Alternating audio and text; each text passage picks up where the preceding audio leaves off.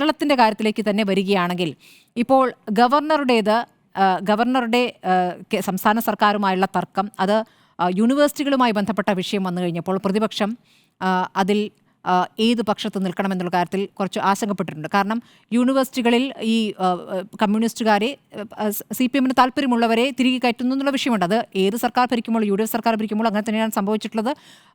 അപ്പോൾ വൈസ് ചാൻസലർമാരുടെ കാര്യത്തിലൊക്കെ എടുത്തിരിക്കുന്ന ആ തീരുമാനം, അപ്പോൾ അതിൽ ഗവർണർ എടുത്ത നിലപാടിനൊപ്പം നിൽക്കണമോ എന്നുള്ള ശങ്കയുണ്ടായി. അതേസമയം ഒത്തുകളിയാണോ എന്നുള്ള ശങ്കയുണ്ടായി. അതുകൊണ്ട് തന്നെ ഇവിടുത്തെ പ്രതിപക്ഷം ഒരു നിലപാടെടുത്തിട്ടില്ല എന്നുള്ളൊരു കാര്യം കൂടി നിൽക്കുന്നു.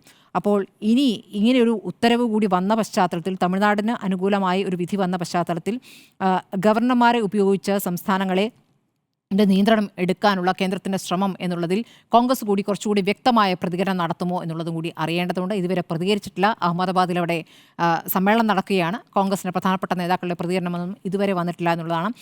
സംസ്ഥാനത്തിന് വലിയ പ്രതീക്ഷയാണ് 13-ാം തീയതി നമുക്ക് അനുകൂലമായ ഒരു വിധി വരും എന്നുള്ളത്.